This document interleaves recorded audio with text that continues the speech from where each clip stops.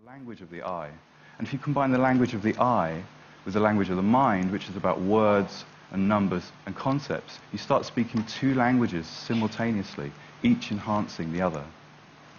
So you have the eye, and then you drop in the concepts, and that whole thing, it's two languages both working at the same time. So we can use this new kind of language, if you like, to alter our perspective or change our views. Let me ask you a simple question with a really simple answer. Who has the biggest military budget? It's got to be America, right? Massive. 609 billion in 2008, 607 rather. So massive, in fact, that it can contain all the other military budgets in the world inside itself. Gobble, gobble, gobble, gobble, gobble. Now, you can see Africa's total debt there and the UK budget deficit for reference. So that might well chime with your view that America is a sort of warmongering military machine out to overpower the world with its huge industrial military complex.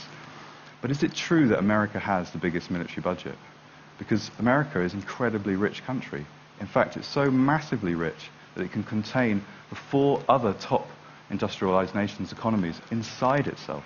It's so vastly rich. So its military budget is bound to be enormous. So to be fair and to alter our perspective, we have to bring in another data set. And that data set is GDP, or what the country's earning. Who has the biggest budget as a proportion of GDP? Let's have a look. That changes the picture considerably. Other countries pop into view that you perhaps weren't considering, and America drops into 8th. Now you can also do this with soldiers. Who has the most soldiers? It's got to be China, of course, 2.1 million. And again, chiming with your view that China has a militarized regime ready to, mobilize its enormous forces. But of course, China has an enormous population. So if we do the same, we see a radically different picture. China drops to 124th. It actually has a tiny army when you take other data into consideration. So absolute figures, like the military budget, in a connected world kind of don't give you the whole picture. They're not as true as they could be.